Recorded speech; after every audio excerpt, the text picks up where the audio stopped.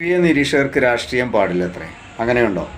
SFIക്കാരനാണെന്നും ഞാൻ പറഞ്ഞാൽ നിങ്ങളെല്ലാവരോടും കേൾക്കണം എന്നുമുള്ളൊരു തിട്ടൂരം ഇറക്കാൻ വന്ന SFIക്കാരനെ കണ്ടം വഴി ഓടിച്ച് നീ നിന്റെ പണി നോക്കട ചെക്ക എന്ന് പറഞ്ഞ് ആട്ടി ഓടിച്ചു ഷാബു പ്രസാദ്. മാന്യതയില്ലാത്ത ഇവനെ ഇത് നല്ല മറുപടി എന്നാണ് എനിക്ക് തോന്നുന്നത്. ഈ വീഡിയോ ഒന്ന് കണ്ടു നോക്കി.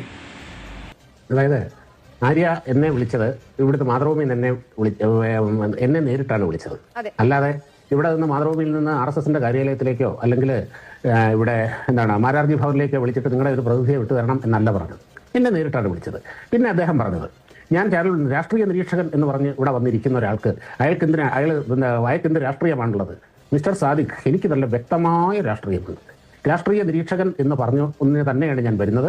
കാരണം ഞാൻ ഒരു രാഷ്ട്രീയ പാർട്ടിയും റെപ്രസെന്റ് ചെയ്തല്ല വരുന്നത്. പക്ഷേ എനിക്ക് എൻ്റെതായ വളരെ കൃത്യമായ രാഷ്ട്രീയമുണ്ട്. ആ രാഷ്ട്രീയം ഞാൻ പറയുകയും ചെയ്യും.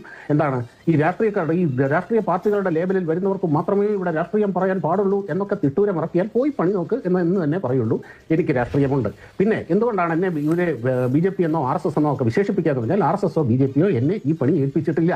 ഞാൻ എൻ്റെതായ രീതിയിലാണ്, ഒരു സ്വതന്ത്ര വ്യക്തി എന്നുള്ള രീതിയിലാണ് വരുന്നത്. ഒരു സ്വതന്ത്ര വ്യക്തിക്ക് ഈ നാട്ടിൽ ഇഷ്ടമുള്ള രാഷ്ട്രീയവും ഇഷ്ടമുള്ള ആദർശവും പറയാനുള്ള അവകാശമുണ്ട്. ആ അവകാശത്തിനെ ചോദ്യം ചെയ്യാൻ നിങ്ങൾ ആരാണ് എന്ന് ചോദ്യം കഴിഞ്ഞാൽ പോയി പണി നോക്ക് എന്ന് തന്നെ പറയും. അത് തന്നെ മിസ്റ്റർ മുഹമ്മദ് സാദിഖിനോടും ഞാൻ പറയുന്നു. പോയി പണി നോക്കണം മിസ്റ്റർ. എനിക്കിഷ്ടമുള്ളത്, എനിക്ക് സൗകര്യമുള്ള രാഷ്ട്രീയം ഞാൻ സൗകര്യമുള്ള പ്ലാറ്റ്ഫോമിൽ പറയണ്ട. അത്രേ ഉള്ളൂ. ഇവിടെയും പറയും. ഇവിടെയും നിങ്ങളുടെ മുഖത്ത് നോക്കി പറയുന്നു, പോയി പണി നോക്കണം മിസ്റ്റർ. എനിക്ക് സൗകര്യമുള്ളത് ഞാൻ പറയും. പറഞ്ഞാൽ കേട്ടിരിക്കാൻ ഞങ്ങൾക്ക് സൗകര്യപ്പെടില്ല. കേൾക്കണ്ട. ഇയാൾ സൗകര്യപ്പെടുവോ? സൗകര്യം. പക്ഷെ എനിക്ക് പറയാനുള്ളത് ഞാൻ